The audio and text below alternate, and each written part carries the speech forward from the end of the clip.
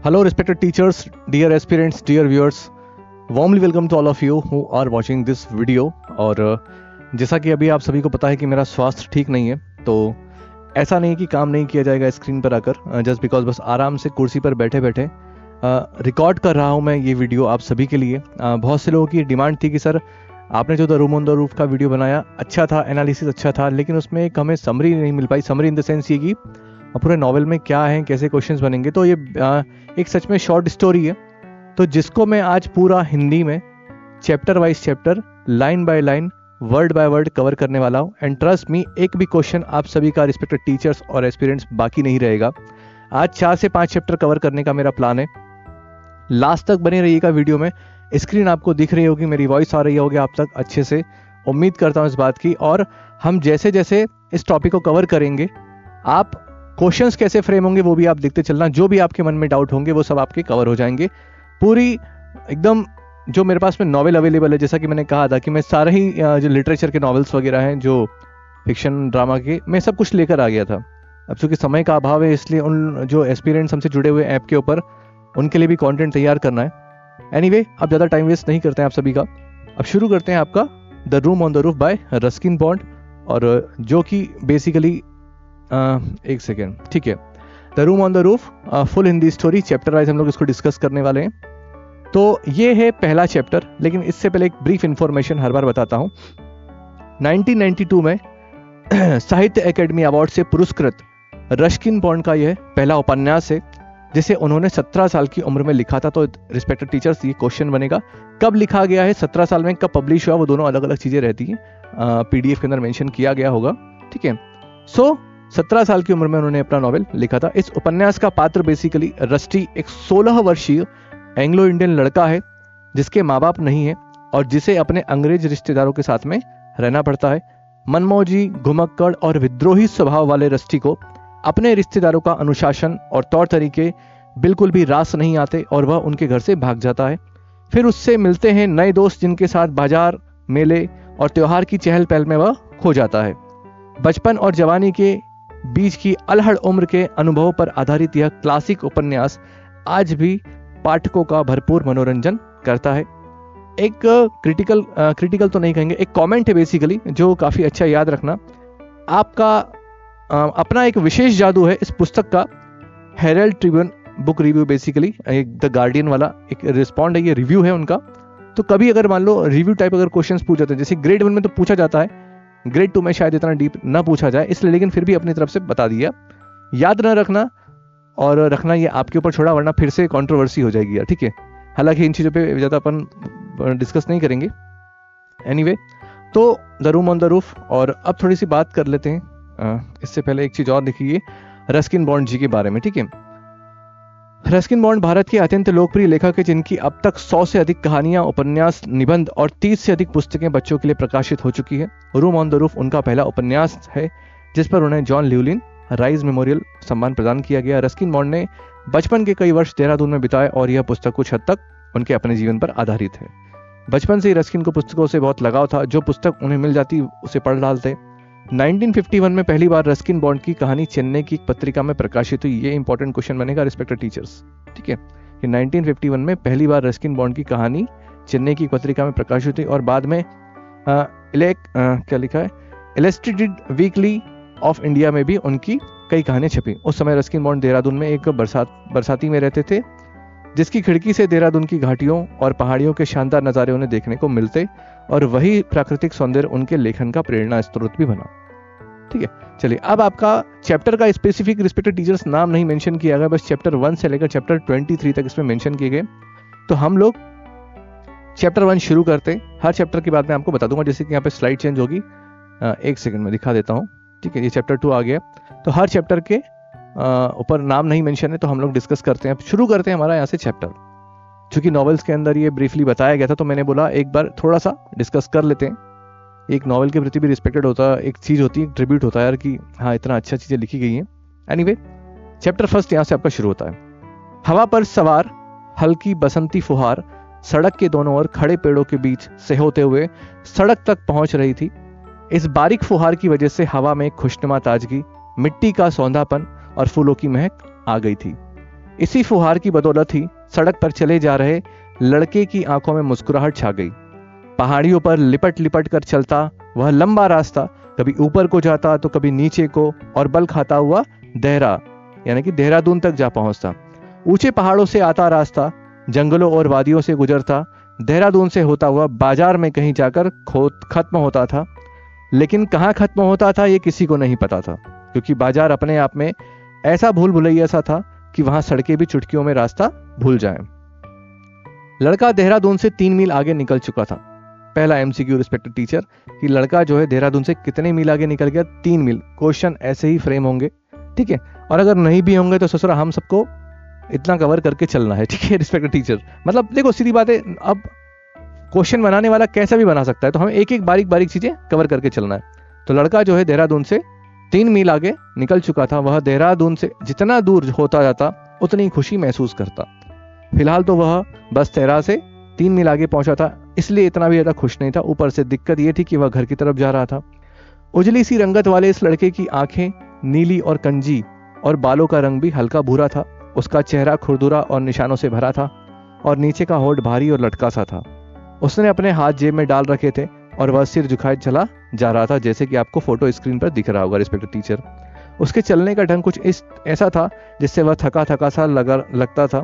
वह आलसी तो था, लेकिन थका हुआ इंसान नहीं था। आगे बात करते हैं। चेहरों पर गिरती बारिश की बूंदें उसे अच्छी लग रही थी। सौंधेपन और ताजगी के एहसास की वजह से न तो वह इधर उधर देख रहा था और न ही आसपास किसी चीज पर उसका ध्यान जा रहा था। उसका मन हमेशा की तरह कहीं बहुत दूर निकल गया था। लेकिन जैसे ही उसने बदले हुए माहौल और खुशनुमा मौसम की ताजगी को महसूस किया, मुस्कुराहट उसके चेहरे पर छा गई। उसका दिमाग कहीं इतनी दूर जा पहुंचा था कि कई मिनट बाद उसे अपने साथ साथ चल रही साइकिल के पहियों की आवाज का एहसास हुआ। लड़के को पीछे छोड़ सड़क पर आगे बढ़ने के बजाय साइकिल सवार उसके साथ साथ साइकिल चलाते हुए उसे गौर से देखता जा रहा था। यहाँ पर रिस्पेक्टेड टीचर आप थोड़ा सा ध्यान देना, क्योंकि यहाँ से क्वेश्चन मैंने पीडीएफ में डाले हैं, इसलिए आगे लिखा है उसे गौर से देखता जा रहा था। नजर आने वाली उसकी एक एक खूबी वह बारीकी से देखता रहा। खुला हुआ सिर, शर्ट का खुला गला, फला लेन की पतलून, पाँव में सैंडल और कमल पर कसी चमड़े की बेल्ट। देहरा में अब अंग्रेजी लड़के दिखना आम बात नहीं रह गई थी। शायद इसलिए सोमी जो साइकिल पर था उसमें दिलचस्पी ले रहा था। रिस्पेक्टेड टीचर, दूसरा क्वेश्चन जो मैंने पीडीएफ मेंशन कर रखा है, साइकिल पर कौन सवार था, तो ध्यान रखना सोमी साइकिल पर सवार था। नाउ हेलो कहते हुए सोमी ने अपनी साइकिल की घंटी भी टनटना दी। लड़के ने सिर उठाकर देखा तो पाया कि साइकिल पर एक लड़का है जिसके सिर पर टेढ़ी मेढ़ी पगड़ी और चेहरे पर अपनेपन के भाव है। तो अब ये भी ध्यान रखना कि पगड़ी किसके ऊपर सर पे थी, तो ये सोमी के सर पे थी। सोमी ने फिर कहा, हेलो, मैं तुम्हें अपनी साइकिल से सर तक छोड़ दूं अगर तुम उस तरफ जा रहे हो। अपनी चाल में जरा भी ढिलाई लाए बिना लड़के ने जवाब दिया, ऐसे ही ठीक है, मुझे पैदल चलना अच्छा लगता है। वह तो मुझे भी अच्छा लगता है, लेकिन अभी तो बारिश हो रही है ना। सोमी ने इतना कहा था कि बारिश और तेज हो गई, जैसे सोमी की दलील को सही ठहरा रही हो। बारिश में पैदल चलना मुझे अच्छा लगता है, लड़के ने जवाब दिया। ने कि किसने? रस्टी ने, ठीक है, जो कि हमारी इस नॉवेल का प्रोटैगनिस्ट है। और फिर मैं शहर में रहता भी नहीं, शहर के बाहर रहता हूँ। वैसे भी भले लोग शहर के अंदर नहीं रहते। कोई बात नहीं, मैं तुम्हारे रास्ते से होकर निकल जाऊंगा, सोमी ने उसको कहा, जैसे इस अजनबी की मदद करने की उसने ठानी ली थी। लड़के ने सोमी की तरफ ध्यान दिया तो पाया उसने भी उसकी तरह ही यानी कि उसकी तरह के कपड़े पहने हैं, बस पतलून के बजाय हाफ पैंट और सिर पर पगड़ी थी। तो ये भी ध्यान रखना उसने क्या क्या कपड़े पहन रखे थे। हाल तो इतना नहीं डीप में पूछा जाएगा, लेकिन फिर भी अब चूंकि हम कहानी को, पूरी नॉवेल को अच्छे से कवर कर ही रहे हैं, सोमी की टांगे वैसी थी जैसे कि खिलाड़ियों की होती। तो ये भी ध्यान रखना, एथलेटिक वाली टांगे किसकी होती थी? सोमी की। लंबी लंबी और रंग ऐसा गहरा गेहुआ जैसा आमतौर पर देखने को नहीं मिलता। उसके नैन नक्श भी अच्छे थे और उसके मुंह से अपनापन टपकता था। कुल मिलाकर उसकी फितरत में ऐसा अपनापन था जिसे नकारा नहीं जा सकता था। लड़का झट से सोमी के आगे साइकिल के डंडे पर बैठ गया और वो आगे बढ़ चले। यानी कि अब यहाँ पर कहानी हमें देखने को मिलता है कि जो रस्टी है वो सोमी के साथ साइकिल पे आगे के डंडे पर बैठ जाता है और वो चल पड़ते हैं। छोटी पहाड़ियों की घुमावदार सड़क के दोनों तरफ खड़े जंगल पीछे छोड़ते हुए दूर तक फैले खेतों, चाय और फल बागानों से होते हुए बिना पैडल मारे बिल्कुल आराम से बढ़ते जा रहे थे। कहीं कहीं बस इक्का दुक्का मकान थे। जब तुम्हारा घर आ जाए तो बता देना, सोमी बोला, ठीक है। तुम अपने माता पिता के साथ रहते हो ना? लड़के को लगा कि ये सवाल ऐसा नहीं है जिसका जवाब किसी अजनबी को दिया जाए, इसलिए वो चुप रहा। तुम्हें देहरा पसंद है ना? सोमी ने दूसरा सवाल पूछा। देहरा की देहरादून आपको पसंद है ना? ना, कुछ खास नहीं, लड़के ने मुंह बनाए जवाब दिया। लेकिन इंग्लैंड के आगे तो ये जगह फीकी सी लगती होगी, कुछ पल शांत रहने के बाद लड़के ने कहा, यानी कि रस्टी ने कहा, मैं इंग्लैंड नहीं गया हूँ, मेरी पैदाइश यहीं की है, दिल्ली के सिवा में कहीं और, यानी कि दिल्ली के सिवा में कहीं भी नहीं गया हूँ। तुम्हें दिल्ली अच्छी लगी? कुछ खास नहीं। ये कहा किसने? रस्टी ने। फिर चुपचाप दोनों आगे बढ़ने लगे। बारिश अभी भी हो रही थी, लेकिन गीली सड़क पर साइकिल आराम से दंदनाती चली जा रही थी और उसके पहियों से एक सरसराहट की आवाज आ रही थी। तभी सामने एक आदमी नजर आया। आदमी क्या, एक नौजवान था। उसका डील डोल ऐसा था कि दूर से पूरा आदमी लग रहा था। जैसे ही उसकी साइकिल बड़ी सी कद काठी वाले शख्स के पास पहुंची, सोमी ने पुकार लगाई, अरे रणबीर आ जाओ, तुम्हें भी छोड़ देता हूं। अब यहां ध्यान रखना कि अब किसकी बात हो रही है? रणबीर की। तो रणबीर चंद कदम साथ दौड़ा और लपक कर साइकिल के पीछे लगे कैरियर पर बैठ गया। तो ये भी ध्यान रखना कि पहले कौन मिला उसको? सोमी। उसके बाद में कौन मिला? रणबीर। ठीक है। और किसकी कदकाठी कैसी थी? एथलेटिक जैसी। तो ये ध्यान रखना रिस्पेक्टेड टीचर। उसके बैठने से साइकिल थोड़ी डगमगाई, लेकिन अगली पल संभल गई और पहले से कुछ ज्यादा तेज चलने लगी। सोमी ने लड़के के कान में कहा, ये मेरा दोस्त रणबीर है। यानी कि सोमी ने किससे? रस्टी से कहा कि मेरा दोस्त रणबीर है, बाजार में इससे बढ़िया पहलवान नहीं है। तो पहलवान वाली पर्सनैलिटी कैसी थी? रणबीर की। इससे पहले कि लड़का कुछ कहने के लिए अपना मुंह खोलता, रणबीर बोल उठा, हेलो मिस्टर। इसके बाद रणबीर और सोमी पंजाबी में कुछ बातें करने लगे। लड़का गुमसुम हो गया। यही नहीं, न जाने क्यों उसे इस नए शख्स से जलन भी हो रही थी। तो ये भी ध्यान रखना किसको जलन हो रही थी। कुछ दूर चलने के बाद फिर बीच सड़क पर कोई खड़ा दिखाई दिया, जो अपने हाथ जोर से हिलाते हुए पता नहीं क्या चिल्ला रहा था। ये सूरी है, सोमी ने बताया। सोमी ने क्या बताया? ये सूरी है। आंखों पर चश्मा चढ़ाए सूरी पूरा घाघ लग रहा था। आई डोंट नो घाघ का मतलब क्या है, मुझे नहीं पता रिस्पेक्टेड टीचर्स। ठीक है, लेकिन यहां पर मेंशन किया गया है। सो आंखों पर चश्मा चढ़ाए सूरी पूरा घाघ लग रहा था। बदमाशी के पुतले सूरी को जानने वाले सलाम तो ठोकते थे, लेकिन उससे दूरी भी बनाए रखना चाहते थे। उसका शहर में न होना कुछ अटपटी लगने वाली बात थी, क्योंकि उसकी दिलचस्पी सिर्फ लोगों और खास तौर पर उनकी अंदर की बातों में थी। ऐसी अंदरूनी बातें जो सूरी को पता लग जाए तो उनका चर्चा में आना तय होता था। तो यानी कि ये कहीं ना कहीं एक ऐसी पर्सनैलिटी वाला व्यक्ति है जिसको दूसरों की बातों में काफी इंटरेस्टेड रहता था, और मतलब कहीं ना कहीं इसको खबर वगैरह पता रहती थी ना। वह पीला सा मरियल सा लड़का था जिसकी हड्डियां नजर आती थी। पीला सा मरियल सा लड़का कौन था? तो ये भी ध्यान रखना रिस्पेक्टेड टीचर्स। ठीक है, तो आगे लिखा है, हाँ ठीक है, सूरी के बारे में बात चल रही है। वह पीला सा मरियल सा लड़का जिसकी हड्डियां नजर आती थी, लेकिन पता नहीं क्यों ऐसा लगता था कि उसमें पहलवान से भी ज्यादा जान है। अरे हमें भी ले चल, उसने पुकारा। पहले ही हम बहुत हैं, सोमी ने पलट कर कहा। अरे चल सोमी, मैं तरबतर हो चुका हूँ, यानी कि अच्छे से गीला हो चुका हूँ, अब तो बारिश भी बंद हो गई है। अरे ले चल रे। ये सब इसी में लिखा गया है रिस्पेक्टेड टीचर। ठीक है, इतना कहते कहते सूरी उछक कर हैंडल पर बैठ चुका था, जिससे सोमी को आगे का रास्ता देखने में दिक्कत हो रही होगी। और साइकिल बार बार डगमगाने लगी। अब सीधी बात है, इन्होंने तो 4 व्हीलर बना दी 2 व्हीलर को। रणवीर बीच बीच में कैरियर से उतर जाता और लड़के को भी डंडे पर बैठने में बड़ी तकलीफ हो रही थी। साइकिल बिना डगमगाए जरा दूर चली नहीं थी कि सूरी ने हाय तौबा मचानी शुरू कर दी। मेरे लग रही है, सूरी कराते हुए बड़बड़ाया। मेरे पास कौन सी गद्दियां रखी हैं? ये सोमी ने बोला। और ये साइकिल है, कोई रॉयल्स गाड़ी नहीं, रणबीर खिसियाकर बोला। रिस्पेक्टेड टीचर्स, मैंने एक क्वेश्चन डाला है, तो ध्यान रखना कौन सी गाड़ी का नाम मेंशन किया गया है। रॉयल्स गाड़ी नहीं है। ठीक है, 4 आपके एमसीक्यू यहाँ से पहले अभी जो हम चैप्टर कवर कर रहे हैं वहां से रिस्पेक्टेड टीचर आपके कवर हो चुके हैं। एंड कहानी आप सभी को समझ में आ रही होगी, ऐसी मैं आशा करता हूँ। कोई भी अगर सुधार की आवश्यकता हो, प्लीज रिस्पेक्टेड टीचर अपना जो है ओपिनियन आप प्लीज भेजें, क्योंकि मैंने सोचा है कि देखो काम नहीं रुकना चाहिए आप सभी का। थोड़ा सा तबीयत 1-2 दिन और ले लेगी, तो मैं आपका कहीं ना कहीं कैसे न कैसे करके इस तरीके से काम जरूर हम लोग करेंगे। ये मेरा ही काम है सबसे पहली चीज। इसी के रिस्पेक्टेड टीचर, मैं इस चीज को अपने लिए मानता हूँ कि हाँ, हम हमारे लिए काम कर रहे हैं और आपके लिए भी काम कर रहे हैं। नाउ इस बीच साइकिल ऐसी जगह पहुंच गई जहां तीखी ढलान थी और फिर साइकिल ने रफ्तार पकड़ ली। थोड़ा धीमे चला रे वरना मैं गिर जाऊंगा, सूरी चीखा। जरा कस के पकड़ो, सोमी ने चेताया। अब आगे के रास्ते में ढलान ही है और हमें तेजी चलना पड़ेगा क्योंकि ब्रेक ठीक से नहीं लगते। कराते हुए सूरी के मुंह से निकला, अरे अम्मा। तो छूटते ही रणबीर ने उसे डपटा, चुप रहे। ऊपर से हवा और तेज हो गई, जिससे सभी के कपड़े गुब्बारों से फूल गए। तेज हवा सबको उड़ाए लिए जा रही थी, जिसकी वजह से साइकिल पर उनकी पकड़ कमजोर पड़ रही थी। लड़का अपनी सारी दिक्कत भूल साइकिल का हैंडल कस कर पकड़े बीच के डंडे पर डटा रहा, यानी कि किसकी? रस्टी के बारे में बात हो रही है। डर के मारे उसके मुंह से एक शब्द भी नहीं निकल रहा था। सूरी बार बार चिल्लाता और रणबीर उसे हर बार चुप करा देता, लेकिन सोमी था जो साइकिल की सवारी का पूरा मजा ले रहा था। वो पूरी मस्ती से हंस रहा था और उसके खिलखिलाने में किसी का मजाक उड़ाने जैसा या नीचा दिखाने जैसा भाव नहीं था, बस मजा ही था और मस्ती थी।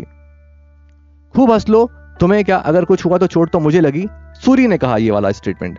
अगर कुछ हुआ तो हम सभी को भी चोट लगेगी, सोमी ने समझाया। ठीक बात है, पीछे बैठे रणवीर ने जोर से हामी भरी, यानी कि हाँ भैया बात तो सही हो रही है। लड़के ने अपनी आंखें बंद कर ली और सब कुछ ईश्वर और सोमी पर छोड़ दिया, ईश्वर पर कम सोमी पर ज्यादा छोड़ दिया। हाय अम्मा, सूरी चीखा। चुप रहो, रणवीर ने फिर उसे डांटा। सड़क थी कि जितना हो सकता था बल खाती जा रही थी और थोड़ी सी चढ़ाई के बाद फिर तीखा ढलान आ जाता। आखिरकार शहर के करीब पहुंचते पहुंचते सड़क के चक्कर और ढलान कम होते चले गए। अब साइकिल रिहायशी इलाके के नजदीक आ पहुंची थी। अपना सफर पूरा हुआ। अफसोस भरे स्वर में सोमी के मुंह से निकला, अरे अम्मा चुप रहो, मुझे उतरना चाहिए, मेरा घर यहां से बिल्कुल पास है। अब जाकर लड़के की आवाज निकली, यानी कि रस्टी ने बोला कि अब मुझे उतरना चाहिए, मेरा घर यहां से पास है। सोमी ने इतना जोरदार ब्रेक लगाया कि साइकिल वहीं रुक गई और सूरी एक झटके में साइकिल के हैंडल से उछलकर सड़क के किनारे कीचड़ में जा गिरा। तो ये भी ध्यान रखना, एक एक बारीक बारीक क्वेश्चन रिस्पेक्टेड टीचर अब आप अपने हिसाब से बना लेना ना, यानी कि बनाने का प्रयास करना कैसे कैसे क्वेश्चंस बन सकते हैं, इसीलिए कहानी आप सभी को सुनाई जा रही है। लड़का झट से डंडे से उतरा, लेकिन सोमी और रणवीर अपनी अपनी जगह बने रहे। रणवीर ने करियर पर बैठे बैठे ही अपने सड़क पर टिकाकर साइकिल को खड़ा करने में मदद करी, क्योंकि हम सब जानते हैं कि रणवीर की पर्सनालिटी कैसी थी, एथलेटिक टाइप, यानी कि पहलवान टाइप। अच्छा शुक्रिया, लड़का बोला। इस पर सोमी ने कहा, तुम हमारे साथ ही क्यों नहीं चलते, साथ में खाना खाते, अब हमारा ठिकाना यहाँ से ज्यादा दूर थोड़ी है। लेकिन लड़के की झिझक उसका पीछा नहीं छोड़ रही थी, हेजिटेशन फील हो रहा था, पहली बार मुलाकात हुई तो कैसे जाता है, इसलिए। मुझे घर पहुंचना है, वह बोला, वहां मेरा इंतजार हो रहा होगा। बहुत बढ़िया, यानी कि बहुत बहुत बहुत बहुत शुक्रिया। ठीक है, आना कभी हमसे मिलने, सोमी बोला। बस तुम बाजार में चाट की दुकान तक पहुंच जाओ तो हम में से कोई ना कोई तुम्हें वहां मिल ही जाएगा। बाजार तो तुम्हें पता है ना। अब ये रिस्पेक्टेड टीचर, मैंने अपनी पीडीएफ में क्वेश्चन डाला यहाँ से भी कि कहां पर मिलने की बात होती है, तो बाजार में चाट की दुकान पर। हाँ मैं उधर से गुजरा तो हूं कार से। ये किसने कहा, रस्टी ने। अच्छा, लड़का चल पड़ा, अपने हाथ पहले की तरह जेब में डालकर। अरे, सोमी ने पुकारा, तुमने अपना नाम तो बताया नहीं। लड़का घूमा और ठिठक गया, फिर बोला, रस्टी। चलो जल्दी मिलेंगे रस्टी। ये कहते हुए सोमी ने साइकिल आगे बढ़ा दी। लड़का साइकिल को सड़क भर दूर जाते देखता रहा और हवा के साथ आती सूरी की छोटे बच्चों से भोलेपन से भरी आवाज सुनता रहा। अब बारिश बंद हो चुकी है, लेकिन लड़का इससे बेखबर था। घर आ ही गया था। यह बात बड़ी तकलीफ दे रही थी। अब उसे यह सोचकर हैरत हो रही थी और बुरा भी लग रहा था कि वो सोमी के साथ देहरादून क्यों नहीं चला गया। सड़क के किनारे खड़े होकर वह सूनी सड़क को ताकने लगा। हैरान और परेशान, वह खुद को बेहद अकेला महसूस कर रहा था। तो रिस्पेक्टेड टीचर, इसी के साथ हमारा पहला जो चैप्टर है वो खत्म होता है। आई थिंक मुझे ऐसा लग रहा है कि मैं किसी प्रकार की वो कथा सुना रहा हूँ, लेकिन एनीवे आप सभी का काम होना चाहिए रिस्पेक्टेड टीचर। बस पहला चैप्टर के बाद थोड़ा सा पानी पी लिया जाए। तो रिस्पेक्टेड टीचर, अब यहाँ से हमारी कहानी का चैप्टर 2 शुरू होता है। चलो चलो चलो आगे बढ़ते हैं। ठीक है, तो जैसे ही एक बड़ी सी तितली पादरी की बीवी की विशाल छाती पर आकर बैठी, उनकी बाँछें खिल गईं और उन्होंने तितली को वहां बैठे रहने दिया। उनकी बगिया में बहार ने दस्तक दी थी, जिससे उन्हें बहुत सुख मिल रहा था, सुख जो कि उन्हें अपने पति से नहीं नसीब था। और इस तितली ने तो ऐसा अपनेपन का एहसास कराया था कि वो कीट पतंगों के आगे इठलाकर चलने लगी। जॉन हैरिसन साहब, जो कि लड़के के अभिभावक थे, यहां पर ध्यान रखना रिस्पेक्टेड टीचर्स की, हालांकि ये काफी कॉमन क्वेश्चन है जो आप सबने पढ़ लिया होगा। जॉन हैरिसन साहब, जो कि लड़के के अभिभावक थे, गार्जियन थे, उन्हें इस भली महिला को खुशियों का परवान चढ़ना फूटी आंखों नहीं सुहाता था। फिर भी उन्होंने एहसान जताने वाली एक मुस्कान उसकी तरफ सरका दी। मुझे उम्मीद है कि मेरी गैर मौजूदगी में आप लड़के को काम पर लगाकर रखोगी, वो बोले। इससे कुछ न कुछ करवाती रहना, ये सपने कुछ ज्यादा ही देखता है। ये किसने कहा है, आप ध्यान रखना रिस्पेक्टेड टीचर। दिक्कत तो यह है कि इसकी स्कूल की पढ़ाई भी पूरी हो चुकी है, समझ में नहीं आ रहा है कि इसका क्या करें। इसे खुद भी समझ नहीं आता कि क्या करें। पादरी की बीवी ने लड़के की तरफ इशारा करते हुए कहा, लेकिन मैं इसे खाली नहीं रहने दूंगी। क्यारियों से खरपतवार निकालने का काम कर सकता है और दोपहर में मुझे कुछ पढ़कर सुना सकता है। मैं नजर रखूंगी इस पर। लड़के के अभिभावक साहब को सुनकर अच्छा लगा, बोले बढ़िया है। और अब उनके मन में लड़के को लेकर जो बोझ था वो हट चुका था, इसलिए वे तुरंत वहां से निकल लिए। खाने की मेज पर वे लड़के से सिर्फ इतना बोले, कल दिल्ली जा रहा हूं। कल वो दिल्ली जा रहे हैं काम से। इसके सिवा कुछ भी नहीं बोले और खाना खाने के बाद सिगरेट जलाई और धुएं का एक पर्दा सा डाल लिया लड़के और खुद के बीच। बहुत सिगरेट पीते थे, धुएं से उनकी उंगलियों पर गहरे पीले निशान पड़ गए थे। रिस्पेक्टेड टीचर, ये क्वेश्चन बनता है कि पीले निशान किसके थे, तो ये ध्यान रखना कि रस्टी के जो गार्जियन थे उनके, और किस वजह से, तो सिगरेट पीने की वजह, यानी कि कहीं ना कहीं स्मोकिंग करते हैं, हाँ सिगरेट पीने की वजह से। ठीक है, कब तक के लिए जा रहे थे आप, रस्टी ने सहज रहने की कोशिश करते पूछा। हैरिसन साहब ने कोई जवाब नहीं दिया। वैसे शायद ही कभी उन्होंने लड़के के सवालों का जवाब दिया होगा। और रही बात पूछने की, किसी बात की गहराई तक पड़ताल करने की नीयत से वो भले ही कोई सवाल करे, वरना इधर उधर की बातें करने का मौका दिए बिना वे तो बस फटाफट अपनी बात सीधे सीधे थोप दिया करते थे। ना उन्होंने कभी अपने बारे में बात की, ना बहस की, और ना ही वो किसी दलील सुनने को तैयार होते थे। वे लंबे कद के आदमी थे और हमेशा चिकने चुपड़े रहते थे। बाल छोटे रखते थे और कान के ऊपर उस्तरा चलवाते थे जिससे 40 पार के बावजूद उनकी उम्र कम लगती थी। तो ये भी ध्यान रखना कि उनकी उम्र, गार्जियन की उम्र कितनी थी, 40 पार। ठीक है, आगे क्या लिखा है, 40 पार की उम्र कम, ठीक है। हाँ, लाल सी खड़े बालों वाली छोटी छोटी मूछें थी उनकी। रस्टी अपने अभिभावक से खौफ खाता था। हैरिसन साहब दरअसल लड़के के पिता के चचेरे भाई थे। ध्यान रखना रिस्पेक्टेड टीचर, हैरिसन साहब जो कि रस्टी के गार्जियन थे, वो लड़के के पिता यानी कि रस्टी के पिता के चचेरे भाई थे, और उन्होंने रस्टी के लिए बहुत कुछ किया भी था। शायद इसी वजह से रस्टी के मन में उनका डर था। उसके माता पिता की मौत के बाद से रस्टी के रोटी पानी और रख रखाव का खर्च उठाने के साथ उन्होंने रस्टी को पहाड़ पर ठेठ यूरोपियन अंदाज के एक महंगे स्कूल में पढ़ाया। एक तरह से हैरिसन साहब ने रस्टी की परवरिश की। देखा जाए तो रस्टी पर उन्हीं का मालिकाना हक था और उसका फर्ज बनता था कि वह अपने अभिभावक के मुताबिक चले। रस्टी भी वैसा करने को तैयार रहता था जैसा उसके अभिभावक चाहते थे। उसने हमेशा उनकी बात मानी, लेकिन वह उनसे डरता भी था, क्योंकि उनकी चुप्पी से डरता था, उनकी मूंछों से डरता था, और डरता था मलक्का की उस बेंच से जो ड्राइंग रूम के कांच के दरवाजे वाली अलमारी में रखी थी। खाना खत्म करके लड़का मेज से उठा और अपने कमरे में चला गया, जबकि उसके अभिभावक खान सामा को आगे के लिए हुक्म जारी कर रहे थे। खिड़की से बाहर देखने पर बगीचे वाला जो रास्ता दिखाई देता था, उस पर सफाई करने वाले लड़के का आना जाना लगा था। पानी की बाल्टी उसके पैरों से टकराती तो आवाज करती। पानी लेने के लिए बार बार हौदी तक आते जाते वह हर बार भीग जाता, जिससे उसका शरीर चमक मार रहा था। उसने सिर्फ लंगोट बांध रखी थी और बाकी शरीर उसका उघाड़ा था, यानी कि उसके ऊपर वाले शरीर पे कुछ नहीं पहना था।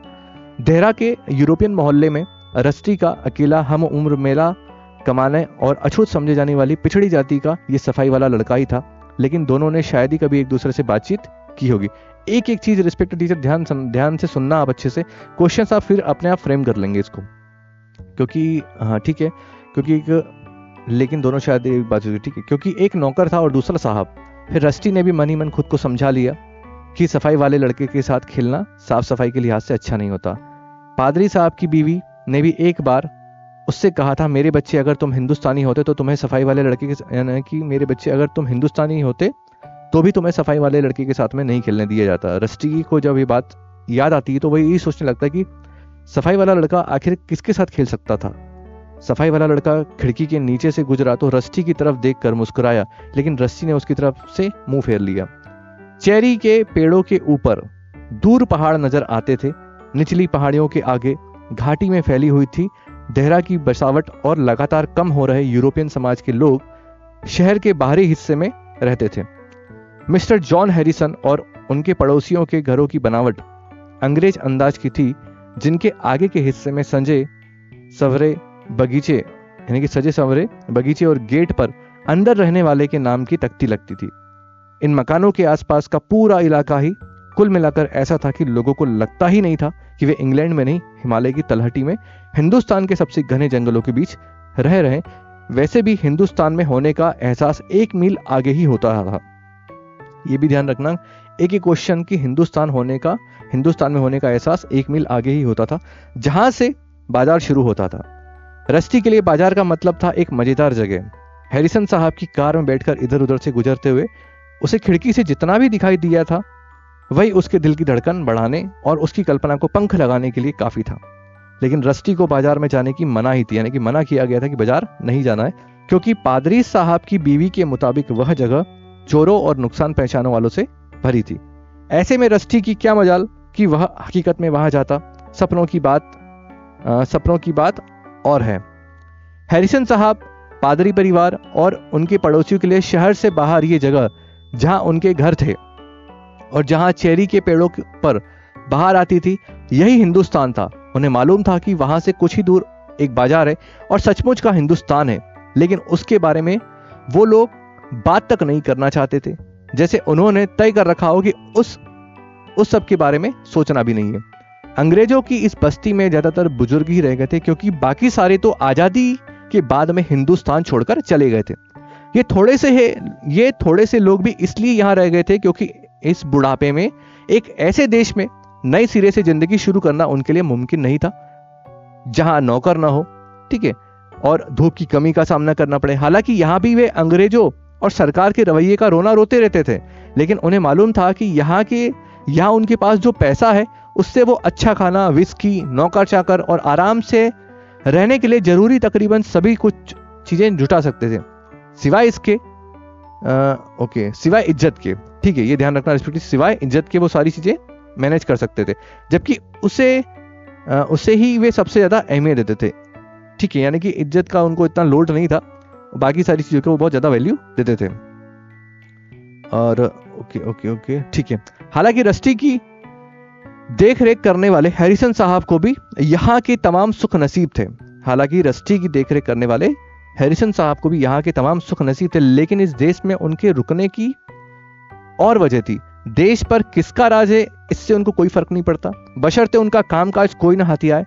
कामकाज के नाम पर उनके पास कुछ छोटे चाय बागान में हिस्सेदारी थी और थोड़ी सी जमीन भी थी, जिसके उनके पास जंगलात की जमीन, जिसे वे हिरन और जंगली सुअर वगैरह का शिकार करने जाते थे।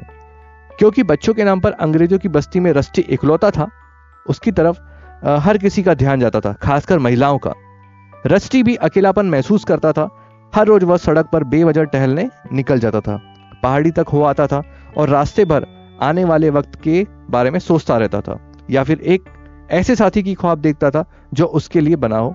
प्यार, वफा और अजूबे कारनामों की सोचता रहता था, मोटे तौर पर आज और अभी से पूरी तरह बेखबर। और जब दोस्ती करने का कोई मौका हाथ लगता तो वह चूक जाता, बीते दिन की तरह अपने आप में मस्त रहने के चक्कर में। खाली वक्त में बीते दिनों की याद उसे घेर लेती। बचपन के बिखरे टुकड़े जमा हो जाते। उसे ये तो याद नहीं था कि उसके माता पिता कैसे दिखते थे, लेकिन समंदर के किनारे रेत पर किस्म किस्म के सीप, शंख की तस्वीरें उसके दिमाग में जरूर मौजूद थी।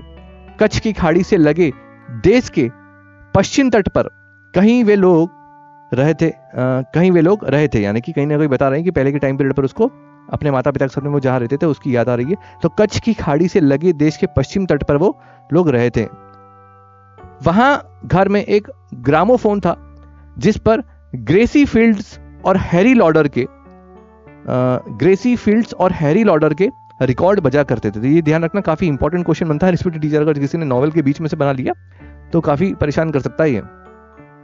और मालवाहक जहाज का वह कैप्टन जो उसके लिए ढेर सारी चॉकलेट और कॉमिक्स की गड्डियां लाया था, डैंडी, बियानो और टाइगर टीम, और उसने उन तमाम देशों की भी चर्चा की जहां वह गया था।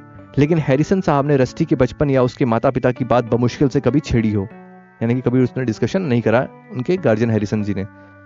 इस सिलसिले में उनकी चुप्पी का नतीजा यह था कि लड़के के दिलो दिमाग पर यादों के जो धुंधले साए थे वे शर्मीले भूतों की तरह जरा दूर दूर ही रहा करते थे।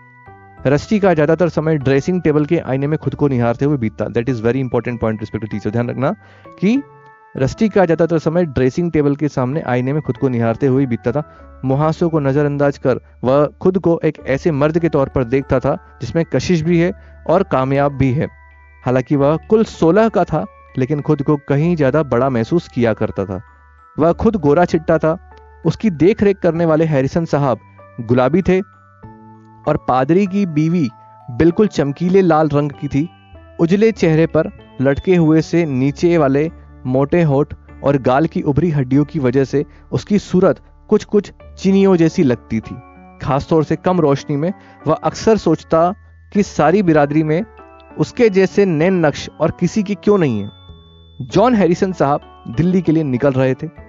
रस्टी ने उनकी गैर मौजूदगी का फायदा पूरा फायदा उठाने का मन बना लिया था। अगले चंद दिनों में वह आजादी का पूरा मजा निचोड़ लेगा, जितना भी चाहे घूमेगा फिरेगा, खूब दूर तक निकल जाएगा, कुछ नहीं तो सपने बुनने के लिए कोई नया ठिकाना तलाश करेगा, खो जाए तो भी कोई परवाह नहीं। ये सोचते सोचते उसने खुद को बिस्तर पर निडाल छोड़ दिया और जागते हुए ही कल के ख्वाब देखने लगा। उसे किस तरफ जाना चाहिए, फिर पहाड़ों में या कि जंगल में, या फिर उसे मन ही मन सिर उठा रही बाजार की जाने की लालसा को पूरा करना चाहिए। कल की कल देखी जाएगी। और इसी के साथ कल हमारा होता है समाप्त, यानी कि ये वाला। तो इसी के साथ दूसरा चैप्टर भी रिस्पेक्टेड टीचर हमारा समाप्त होता है। थोड़ा सा पानी और पी लेते हैं और फिर से हम लोग चैप्टर 3 शुरू करेंगे, ठीक है। सो रिस्पेक्टेड टीचर्स, अब हम बात करते हैं चैप्टर 3 के बारे में। तो ताजगी भरी हवा में सुरसुरू सी थी उस ठंडी सुबह, जब तक सूरज पहाड़ियों के ऊपर नहीं चढ़ आया। हर तरफ सन्नाटा था, लेकिन उसके बाद घाटी से धुंध ऊपर को उठने लगी और आसमान की लालिमा जाती रही। मैदान ओस से पटा पड़ा था। जमीन के इस सीधे सपाट टुकड़े पर घास उगी हुई थी, जहां रणबीर और दूसरे लड़के आपस में कुश्ती लड़ते। क्षितिज के ऊपर चढ़ते सूरज की पहली किरणों में इन पहलवानों के तेल मालिश किए हुए हाथ पैरों की पेशियां लहराती नजर आती। सोमी अपने लंबे बाल बिखेरे घुटनों पर ठोड़ी टिकाए अपने बरामदे की सीढ़ियों पर बैठा था। सूरी अब तक कंबल में लिपटा सोया पड़ा था। उसे न सवेरे से मतलब था, न सूरज की परवाह थी। हैरिसन साहब जब तक स्टीयरिंग के पीछे अपनी सीट पर आराम से बैठ नहीं गए, तब तक रस्टी दरवाजे पर खड़ा रहा और अपनी जगह से तब तक नहीं हिला जब तक कि उनकी कार मोड़ के आगे निकलकर दिखनी बंद नहीं हो गई। फूल गोभी सी फैली पादरी की बीवी अचानक लॉन के किनारे लगी झाड़ के पीछे से प्रकट हुई और बोली, गुड मॉर्निंग बेटा। अगर तुम्हें फिलहाल ज्यादा काम ना हो तो क्या तुम इस झाड़ की छटाई में मेरा हाथ बटाओगे? रस्टी से अपने बगीचे में काम करवाने का जैसे उन्हें को शौक था। कभी झाड़ियों की छटाई करवाना तो कभी फूलों की क्यारियों से खरपतवार निकलवाना, बगीचों की पगडंडी से कंकड़ पत्थर हटवाना या फिर पौधों से कीड़े मकोड़ों को चुनकर दीवार के उस पार फेंकवाना। उनकी आवाज सुनकर रस्टी सकपकाकर बोला, ओ गुड मॉर्निंग। दरअसल मैं टहलने जा रहा था, अगर मैं लौट कर आपका काम करवा दूं तो? वैसे मुझे ज्यादा देर नहीं लगेगी, ये रस्टी ने कहा। रस्टी के ऐसा कहने से पादरी की बीवी को जैसे झटका सा लगा, क्योंकि रस्टी कभी मना नहीं करता था और इससे पहले कि वो कुछ और कह पाती, रस्टी अपने रास्ते से निकल पड़ा। मन ही मन रस्टी को इस बात का खौफ था कि कहीं दोबारा आवाज न दे दे। वो नेक दिल तो थी, साथ ही इतनी बातों नहीं थी कि उनकी बातों से कोई भी उब जाए। यानी कि ध्यान रखना कि वो जो पादरी की जो वाइफ थी, वो उनका कैरेक्टर कैसा था, यानी कि नेक दिल थी और बातों नहीं बहुत थी, उनकी बातों से कोई भी उब जाए। इसके अलावा रस्टी को इस बात का भी खूब अंदाजा था कि बगीचे में काम के बाद क्या ही मिलेगा। तो ध्यान रखना, बगीचे में काम करना क्या मिलती थी? पनीली सी चाय या फिर शिकंजी और साथ में ताश के 2-4 हाथ खेलने की मजबूरी। उनकी आवाज फिर रस्टी के कान में पड़ी, ठीक है बेटा, जल्दी लौटना और खूब नेक काम करो। तब कहीं रस्टी ने जाके राहत की सांस ली। जवाब में उसने हाथ हिलाया और सड़क पर तेजी से आगे बढ़ता चला गया। आज उसने जिधर का रुख किया था वह उससे अलग था, जिधर वह आमतौर पर जाया करता था। इसी रास्ते पर काफी आगे बाजार था। ध्यान रखना, इसी रास्ते पर काफी आगे बाजार था। इससे मैंने कि पहले कुछ पुराने किस्म के झोपड़ी नुमा बनावट वाले मकान पड़ेंगे। तब वे बाजार के उस इलाके में पहुंचेगा जहां देहरादून के चंद ऐसे रेस्टोरेंट है जहां यूरोपियन लोगों के अलावा अमीर हिंदुस्तानी और मसूरी की सैर को जाने वाले अमेरिकी सैलानी ठहर कर खा पी सकते थे। लेकिन रस्टी को ज्यादा अच्छी और बनावटी सी लगने वाली चीजों से एकदम एक किस्म का डर सा लगता था और वह उन्हें शक की नजरों से दिखता था। शायद इसलिए लंबे डग भरता वह दुकानों वाले इस इलाके से आगे निकलता गया। लंबे डग भरता मतलब लंबे लंबे कदम चलने लगा। नाव वह घंटाघर आ पहुंचा, जो कि बिना घड़ी की एक मीनार भर था। हम लोगों ने बहुत बार देखा है घंटाघर पे कभी ना तो घंटा होता है ना घड़ी होती है, बहुत बार ऐसा देखने को, बस नाम उसका घंटाघर रहता है। एनीवे, चलिए, शहर की जनता के चंदे से बन तो गया, लेकिन इतनी रकम नहीं जुट पाई थी कि इस पर घड़ी लग सके। बुद्ध की तरह बेकार घड़ी, ये मीनार और किसी काम की न सही, लेकिन ये इलाके में सबकी जानी पहचानी जगह जरूर बन गई थी। घंटाघर के उस पार से शुरू होता था बाजार और बाजार से शुरू होता था हिंदुस्तान। दैट इज यार, मतलब ये तो लाइन बड़ी दिल को छू गई यार। घंटाघर के उस पार से होता था बाजार और बाजार से शुरू होता था हिंदुस्तान। देखा जाए तो जिंदगी ही घंटाघर के उस पार से शुरू होती थी और उस पार वाली 3 चीजें यानी कि बाजार, हिंदुस्तान और जिंदगी रस्टी के लिए मनाही थी, यानी कि वो उस तरफ नहीं जा सकता था। घंटाघर के नजदीक पहुंचने के साथ रस्टी का दिल और जोर जोर से धड़कने लगा था। वह अपनी देखरेख करने वाले हैरिसन साहब और अपनी अंग्रेजों की जमात के बनाए नियम को तोड़ने की राह पर था। घंटाघर पहुंचकर रस्टी खड़ा हो गया। झिझक और बेचैनी में नाखून कुतरने लगा। उसके यहाँ आने की बात का पता चलने और उसकी सजा का डर सता रहा था, लेकिन जानने की तीखी ललक उसे आगे बढ़ाने को मजबूर कर रही थी। बाजार, हिंदुस्तान और जिंदगी तीनों की ही शुरुआत शोर और अफरा तफरी में से होती है। ध्यान सुनना रिस्पेक्ट टीचर, बाजार, हिंदुस्तान और जिंदगी तीनों की ही शुरुआत शोर और अफरा तफरी से होती है। रस्टी के लोगों के रेले में छलांग लगा दी। सड़क पर काफी गहमा गहमी थी। अपना माल बेचने वालों की आवाजों के बीच कंधे से कंधा टकरा रहे थे। गाय भैंसों और इधर बिखरे गोबर की गंध के बावजूद बच्चे कंकड़ों खेल रहे थे या खेल खेल में पैसे दांव पर लगा रहे थे। और जब किसी की इकन्नी नाले में जा गिरी तो उसे तलाशने के लिए हाथों से नालों को खोजने लगे। मुझे अपनी याद आ गई यार, सीरियसली। मतलब हमारे टाइम पर भी कुछ इस तरीका से होता कि आंटियां खेलते थे हम लोग, और गटर में चली जाती तो बिना किसी के हाथ से निकाल ली, और वो ठीक है वाटर बॉक्स के जो नल लगे थे सरकारी, उसमें पानी से धो ली हम। मतलब ये मेरे नहीं, सबने करा होगा, ऐसा नहीं। अब वो बोलते सर आपने गटर में हाथ डाला। अरे ठीक है, दुनिया ने डाला भाई, अपनी अपनी एज पर सब लोगों ने आंटियां खेली है। सो आई थिंक ये 1998 की बात है यार, ठीक है। झाबुआ डिस्ट्रिक्ट में थे जब हम लोग। एनीवे, चलो हम कहानी पे आते हैं वापस। क्या ना, जब ये स्टोरी पढ़ते तो एकदम से हम किताबों की दुनिया में खो जाते हैं। Hope you understand respected teachers. चलिए, तो हाथों से नाले को खंगालने लगे। गाय लोगों के बीच पूरी मर्सी से घूम रही थी और जहां कहीं फेंकी हुई सब्जी या कागज मिलती उसे चट कर जाती। जो कुछ ज्यादा दबंग किस्म की थी वो दुकानों पर सब्जी पर भी मुंह मार लेती थी। एक तो कई किस्म की आवाजों का मिला जुला शोर, ऊपर से लाउड स्पीकर पर लोकप्रिय लेकिन कान फाड़ू संगीत बज रहा था। रस्टी भीड़ में शामिल हो गया। सड़क के किनारे पसरे भिखारियों के नजारे ने उसे हैरत में डाल दिया। नंग धड़ंग और मरियल आधे अधूरे इंसान, कुछ महज हड्डियों के ढांचे जैसे तो कुछ के जगह पर घाव। मरने की कगार पर बैठे बुढ़े और दूध मुंहे बच्चों की माएं। समझ में न आए कि जी रहे थे या मर रहे थे, लेकिन चौंकाने वाली बात यह थी कि इन लोगों को देखकर रस्टी के मन में कोई असर नहीं हुआ। शायद इसलिए क्योंकि ये भिखारी कहीं से इंसानों जैसे नहीं नजर आ रहे थे, या फिर वह इस बात की कल्पना भी नहीं कर सकता था कि कभी उसका भी ऐसा हाल हो सकता है। उसी का नहीं, उन्हें देखकर किसी का दिल नहीं पसीज रहा था।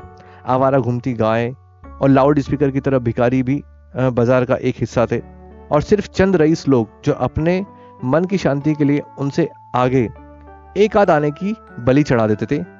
सिर्फ उन्हें ही भिखारियों की मौजूदगी का एहसास था। एक दूसरे से सटकर लगी होने के बावजूद हर दुकान अलग, अगल बगल वाली दुकानों से बिल्कुल अलग थी। हरियाली से अटी और गीली गीली सब्जी की दुकान के बगल में फल की दुकान थी। फल वाले की बगल में चाय वाला और उसके साथ में पान वाला। फिर ज्योतिषी की चौकी और तख्ती का परिचय। मनमोहन मुकुल देव ज्योतिष शास्त्र में स्नातक। रिस्पेक्टेड टीचर, एक ही क्वेश्चन बन सकते हैं अगर सच में कोई अगर नॉवेल से उधरने वाला हुआ तो, लेकिन फिर भी अपना अनुभव बता रहा हूं आप सभी को। पूरा नॉवेल का नाम, किसने लिखा है, कब पब्लिश हुआ है, कब लिखा गया है, कौन सी ईयर में, कुछ मेन कैरेक्टर्स, सभी के बारे में आप ये जान के चलना। बाकी मैं अपनी कहानी सुना रहा हूँ, आल्दो मैंने प्रीवियस वीडियो में जो इसको बनाया गया था वो कवर किया है। नाउ मुकुल देव ज्योतिष शास्त्र में स्नातक, ठीक है। उनके बगल में दुकान थी खिलौने वाले की, जो चटक रंगों वाले झुनझुने बेचा करता था, और खिलौने की दुकान के बगल वाली दुकान से तो धुआं ही धुआं निकल रहा था। धुएं के बादल। रस्टी के मन में आया कि चलो देखें इतना धुआं कहां से आ रहा है, लेकिन वह अकेला उस दुकान की तरफ नहीं बढ़ रहा था। सामने से सोमी चला आ रहा था अपनी साइकिल पर। रिस्पेक्टेड टीचर, यह ध्यान देना कि बाजार में सबसे पहले कौन मिलता है, सोमी। सोमी ने रस्टी को देखा नहीं था, लेकिन उसे देखकर जरूर ऐसा लग रहा था कि उसने साइकिल पर बैठे बैठे ही धुएं वाली दुकान में घुसने का मन बनाया हुआ है। लेकिन बदकिस्मती से बाजार की गायों में सबसे ताकतवर गाय महारानी उसके रास्ते में आन डटी, और वह किसी के लिए रास्ते से नहीं हटती थी। लेकिन सोमी की साइकिल अपनी रफ्तार पर थी। रस्टी ने साइकिल तो देखी, लेकिन सवार को पहचाने बिना गाय की खैर मनाने लगा। उसे लगा कि साइकिल के टकराने से गाय को जरूर चोट लगती, लेकिन पता नहीं उसके दिल में शैतान बसा था या साइकिल के पहियों में। सोमी ने साइकिल ऐसी काटी कि गाय साफ साफ बच गई और साइकिल टकराई रस्टी से। रस्टी जा गिरा नाले में। बहुत बढ़िया, साइकिल टकराई रस्टी से और रस्टी जा गिरा नाले में। अब रस्टी तो पादरी साहब की बीवी के बगीचे में उगने वाले खुशबूदार फूलों या गुसल खाने से बदबू दूर करने वाले डिओड्रेंट जैसी चीजों की महक का आदी था। अब उस पर नाले के गंदे पानी से आती सड़ी सब्जियों और रसोई की नाली की गंध हावी हो गई थी। उसका दम घुट रहा था। क्या समझते हो अपने को? ये क्या हो रहा है? मुंह में भरे गंदे पानी को थूकते हुए रस्टी चीखा। हेलो कहते हुए सोमी ने रस्टी का हाथ कसकर पकड़ा और उसे बाहर खींच लिया और बोला, मुझे भी बुरा लगा, लेकिन मेरी गलती नहीं है, और जो भी हो हमारी तो फिर से मुलाकात हो गई। रस्टी ने तसल्ली की कि उसे कहीं चोट तो नहीं लगी। फिर उसके मुंह से निकला, देखो जरा कितनी गंदी लग रही है मेरे कितनी गंदगी लग गई है मेरे। रस्टी का यह हाल देखकर सोमी हंसी नहीं रोक पाया। हंसते हुए बोला, अरे ये गंदगी नहीं है, ये तो सिर्फ बंद गोभी का पानी है। वाह वाह वाह वाह, चिंता मत करो, कपड़े जल्दी ही सूख जाएंगे। उसकी हंसी में एक खुशनुमा खनक संगीत की लहरी सी थी, शायद जो खुद रस्टी के लिए को भी गुदगुदा गई। उस वक्त सोमी का मुस्कुराना भी अजीब था। होंठ दोस्ती का एहसास करा रहे थे, वहीं उसकी पनीली भूरी आंखों से शैतानी झांक रही थी। देखो मुझे भी बुरा लगा। अपना हाथ रस्टी की तरफ बढ़ाते हुए सोमी बोला। रस्टी ने उसका हाथ थामने के बजाय ऊपर से नीचे तक, पगड़ी से चप्पलों तक गौर से देखा और खुद पर नाराजगी जताने के लिए दबाव बनाते हुए कड़का, मेहरबानी करके मेरे रास्ते से हट जाओ। तुम कुछ ज्यादा ही नकचड़े हो और बड़े अजीब इंसान हो। मैं नकचड़ा हरगिज नहीं हूं। बिना कुछ सोचे समझे झट रस्टी के मुंह से निकल पड़ा। तो इसे एक दुर्घटना समझकर भूल क्यों नहीं जाते? तुम चाहते हो तो मुझे बचा सकते थे, लेकिन तुमने कोशिश नहीं की। अब रस्टी उसको कह रहा, लेकिन अगर तुम बच जाते तो मैं गाय से टकराता, और तुम महारानी को नहीं जानते हो, उसे जरा भी चोट लगती तो वह आधे बाजार को तहस नहस कर देती। इसके अलावा साइकिल को भी तो नुकसान पहुंच सकता था। चलो अब मेरे साथ चलो, हम साथ में चाट खाएंगे। रस्टी को बिल्कुल नहीं पता कि सोमी जिसे चाट कह रहा था उसे वो क्या बला है, लेकिन इससे पहले कि रस्टी उसे इनकार करता, सोमी उसे लेकर उस दुकान में घुस गया जहां से अब भी धुआं निकल रहा था। शुरू में धुएं की वजह से कुछ भी समझ में नहीं आया, लेकिन धीरे धीरे धुआं कुछ छटा तो लड़कों को नजर आया उभरी और चमक मारती मांसपेशियों वाला एक हट्टा कट्टा आदमी, जो उनके सामने किसी देवता की तरफ विराजमान था। उसके आगे कोयले की भट्टी पर चढ़े विशाल तवे भी घी खोल रहा था, और वह बड़े ही सदे हाथों से आलू की टिकिया गड़ता, तलता, पलटता और निकालता। दुकान में खूब भीड़ थी, लेकिन धुएं और भाप को उस घनी धुंध और उनकी खसुर पुसुर की आवाज से इतने लोगों की मौजूदगी का पता चल रहा था। केले के पत्ते का एक टोना रस्टी के हाथ में भी थमा दिया गया, जिसमें अचानक 2 टिक्की आ गई। खाओ, सोमी बोला, और साथ ही 9 सीखिए रस्टी के कंधे पर जोर डालते हुए उसके बगल में खुद भी दीवार के सहारे फर्श पर बैठ गया। ये टिक्की है, सोमी ने समझाया। ससुरा, इतना नहीं पता उसको, अच्छी लगे तो बताना। रस्टी ने जरा सा चखा, मुंह जल गया। 1 मिनट रुककर एक टुकड़ा और खाया। अब भी मुंह जल रहा था, लेकिन अब कुछ बात और थी। अब उसे थोड़ा सा स्वाद आ गया। ठीक है, अब उसका तीखापन बड़ा ही जानदार, मजेदार लग रहा था। ऐसे स्वाद वाली चीज उसने पहले कभी नहीं खाई। नई चीज पर शक और उसे जानने की इच्छा के बीच झूलते रस्टी के टिक्की खत्म और इंतजार करने लगा कि यह सोचकर कि इससे कुछ होगा तो नहीं। तुमने पहले कभी खाई थी? सोमी ने पूछा। नहीं, यानी कि सवालिया अंदाज में रस्टी ने जवाब देते हुए पूछ लिया। इससे कुछ होगा तो नहीं? शुरू में तुम्हारे पेट में कुछ जलन मच सकती है, लेकिन खाते खाते आदत पड़ जाएगी, इसलिए अब दूसरी भी खा डालो। अच्छा, पेट में जलन की बात आ रही तो कोई भगत जी की आप पानी टिक्की पिए कभी खाएंगे तो पता चलेगा कि जलन क्या होती है। एनीवे, यूट्यूब पर देखा होगा आपने भगत जी को। चलिए 1 सेकंड, फोन आ रहा है, अभी थोड़ा सा वेट करते हैं।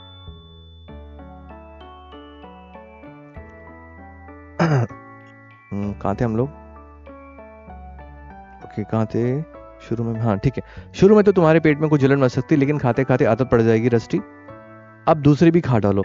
रस्टी को जरा भी अंदाजा नहीं था कि वह दूसरे का मन रखने के लिए किस हद तक झुक सकता है, और कुछ देर पहले उसे गुस्सा आ रहा था। हाँ ठीक है, थोड़ा सा रिस्पेक्ट, ठीक है, एक अर्जेंट कॉल आ गया था थोड़ा सा। अब आज की चर्चा को हो सकता है यहाँ 3 चैप्टर के बाद ही विराम देना पड़े, बाकी हम कल कंटिन्यू करेंगे। एनीवे, तो हम कहानी करते हैं। थोड़ा सा मैं डगमगा गया हूँ। तो शुरू में तुम्हारे पेट में कुछ जलन मच सकती, लेकिन खाते खाते आदत पड़ जाएगी, इसलिए अब दूसरी भी खा डालो। रस्टी को जरा भी अंदाजा नहीं था कि वह दूसरों का मन रखने के लिए किस हद तक झुक सकता है। कुछ देर पहले उसे गुस्सा आ रहा था और वह बदतमीजी तक करने पर आमादा था, लेकिन सोमी के साथ हंसने के बाद वह उस हर बात बेहिचक माने जा रहा था। सोमी सूती कुर्ता और घुटनों तक की जांघिया पहने पालती मारे बैठा था। हाथ पैरों पर उसके सुनहरापन लिए हुए गहरा गेहुआ रंग कुछ गहरा था, लेकिन जहां जहां कुर्ते का गला खुलता वहां सोमी का रंग काफी गोरा नजर आता। उसके हाथ गंदे थे, लेकिन उसमें एक जबरदस्त कशिश थी और उसकी गोल गोल सी गहरी भूरी आंखों में सपनीली गहराई। खाते खाते वह बोल पड़ा, मेरा नाम सोमी है। अब जरा अपना नाम तो बताना, मैं भूल गया। रस्टी, और बताओ कैसे हो? ये पूछकर सोमी ने आगे बोलना जारी रखा, तुमसे मिलकर बड़ा अच्छा लगा, हम पहले भी मिले ना। Okay now. मन ही मन खींचते हुए रस्टी कुछ बुदबुदाया। बहुत पुरानी बात हो गई वह तो। सोमी ने रस्टी को कुछ कहने का मौका दिए बिना आगे बोलना भी जारी रखा, हाँ अब हम दोस्त बन गए, सबसे अच्छे सबसे पक्के दोस्त। रस्टी की जुबान से तो कुछ नहीं निकला, लेकिन वह अंदर ही अंदर खींचते हुए बुदबुदा रहा था। फिर भी जैसे सोमी ने उसकी तरफ अपना धूल लगा हाथ बढ़ाया, रस्टी ने उसे अपने हाथ में ले लिया और हाथ मिलाते हुए उसका गुनगुनापन महसूस किया। उसने अपनी टिक्की खत्म की और सोमी ने एक टिक्की उसकी तरफ बढ़ाई तो रस्टी ने झट से अपना दोना आगे कर दिया और बोला, तुम भी अच्छे तो हो ना? सोमी, मुझे भी तुमसे मिलकर खुशी हुई।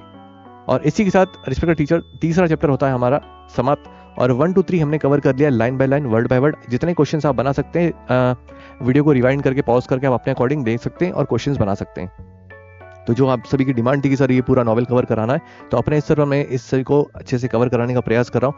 आशा करता हूँ कि आप सभी को रिस्पेक्टेड टीचर ये वीडियो समझ में आ रहा होगा, अच्छा लग रहा होगा। जब तक स्वास्थ्य ठीक नहीं होता है, आप फिलहाल ऐसे ही वीडियो से काम चलाइए। और लंबे और हैवी नॉवेल्स को रिस्पेक्टिव हम जब चाहते हैं कि एक नेक्स्ट लेवल पर या तो BA MA की तरह क्लास में पूरा एनालिसिस, उसका थीम वगैरह एनालिसिस कवर करें, नहीं तो फिर अगर हमें पूरा कवर करना है तो स्टोरी के फॉर्म में इस तरीके से ही कवर करना ही मुझे थोड़ा सा ज़्यादा बेटर लगा, सो दैट कि आपको क्लैरिफिकेशन भी अच्छे से मिले। और बस इतनी सी बात थी जो आज आपसे करनी थी, तो इसी से होता है हमारा चैप्टर 3 समाप्त। बहुत जल्दी मिलेंगे आप सभी के साथ में एक नई वीडियो के साथ में। Till then stay safe, keep in touch, all the best, thank you very much.